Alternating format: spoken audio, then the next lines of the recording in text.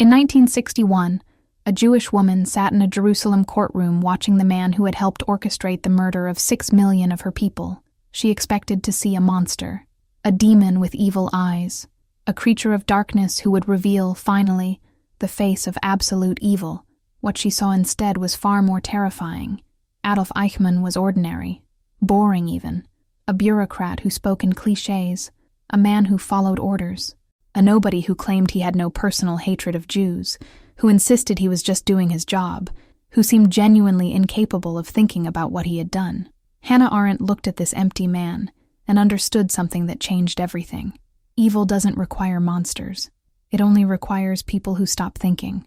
She called it the banality of evil, and that phrase, that idea, might be the most important warning the 20th century left for us. Because if evil doesn't require monsters, if it only requires ordinary people who follow rules without questioning, who do their jobs without thinking, who go along to get along, then evil is not something safely outside us. It's a possibility within every single one of us, including you. In the next 10 minutes, I'm going to show you what Hannah Arendt discovered about the human capacity for both evil and goodness. And I'm going to ask you a question that might keep you awake tonight. When have you stopped thinking? Before we continue, I need to ask you something. Have you ever followed a rule you knew was wrong? Have you ever stayed silent when you should have spoken? Have you ever done something because everyone else was doing it, without stopping to ask if it was right? Leave a comment, because this is a conversation we need to have. Hannah Arendt was born in 1906 in Germany to a secular Jewish family. She was brilliant from the beginning. At 18, she went to university and studied with the greatest philosophers of her time, including Martin Heidegger, with whom she had an affair that would complicate her reputation forever. When the Nazis came to power, Arendt understood immediately what others refused to see. She was arrested by the Gestapo in 1933 for collecting evidence of anti-Semitism. She escaped, fled to France, was interned in a camp when Germany invaded, escaped again, and finally made it to America in 1941. She lost her country. She lost her language. She lost friends and family to the Holocaust. But she never lost her capacity to think. And thinking, she would argue, is the only thing that can save us from ourselves. Arendt's concept of the banality of evil is the most misunderstood idea in modern philosophy. People think she was saying that evil is trivial, unimportant, not that bad. She was saying the opposite. She was saying that the most catastrophic evil in human history was not committed by psychopaths. It was committed by people who had stopped thinking, who followed procedures, who deferred to authority, who did not ask whether what they were doing was right. Eichmann wasn't stupid. He wasn't insane. He wasn't even particularly anti-Semitic by Nazi standards. He was a man who had traded his capacity for independent thought for the comfort of following orders. He had become, in Arendt's haunting phrase, incapable of thinking from any other person's point of view. And that thoughtlessness, that inability to imagine himself in his victim's place, made genocide possible. Let me ask you directly, how often do you really think? Not process information, not react to stimuli, not follow your usual patterns, but actually stop and think about whether what you're doing is right. Arendt argued that thinking is not automatic. It requires effort. It requires solitude. It requires the willingness to question ourselves, our groups, our societies. And most people, most of the time, don't do it. We go along. We follow the crowd. We do what's expected. We tell ourselves that someone else is responsible for the big decisions. We focus on our small tasks and ignore the larger picture. This is how ordinary people become complicit in extraordinary evil. If this is making you uncomfortable, good. It should. And I need you to do something now. Like this video and subscribe to the channel. Not for me, but because Hannah Arendt's warning needs to reach more people. And what comes next is where her ideas become directly applicable to your life.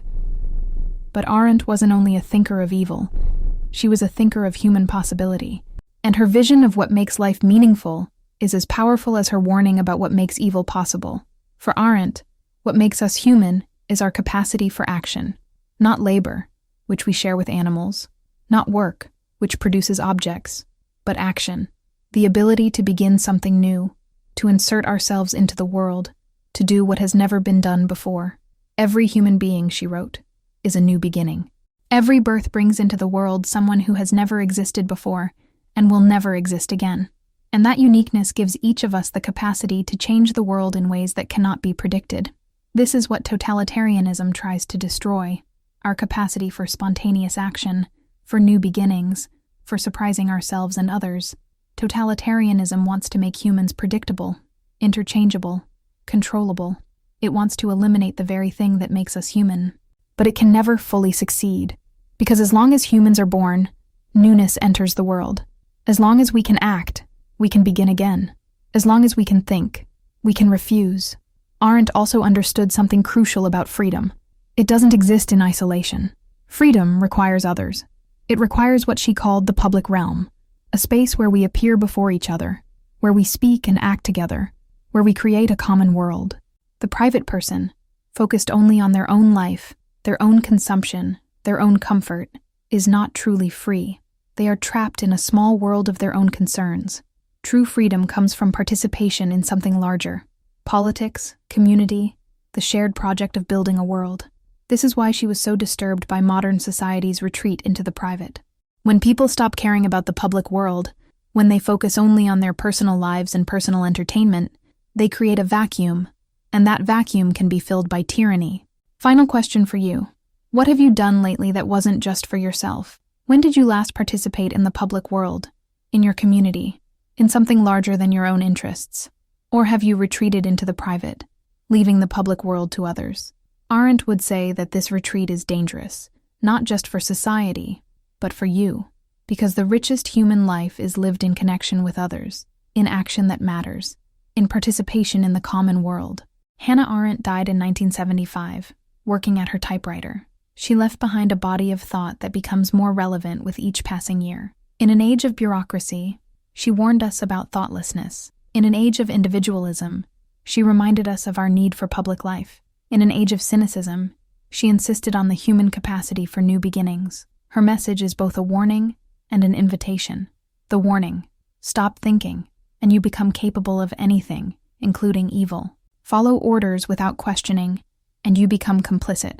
Retreat into your private world, and you abandon the public realm to those who would destroy it. The invitation: you are capable of action. You are a new beginning. You can think for yourself, even when it's difficult. You can participate in the public world, even when it's easier to stay home.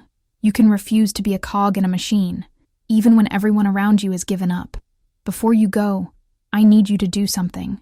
If Hannah Arendt's ideas spoke to you, share this video with someone who needs to hear them. Someone who has stopped thinking. Someone who has retreated from the world. Someone who needs to be reminded of their capacity for new beginnings. And subscribe to this channel. We're exploring the ideas that can help us live more thoughtfully, more freely, more humanly. Hannah Arendt watched a bureaucrat of genocide and saw something terrifying. He was not a monster. He was what happens when ordinary people stop thinking. But she also saw something hopeful. Thinking can be recovered. Action can be taken. New beginnings are always possible. The question is not whether you have the capacity to think and act. You do. Everyone does. The question is whether you will use it. The world is full of people following orders, going along, not asking questions. Will you be one of them? Or will you think? The choice is yours. It always was.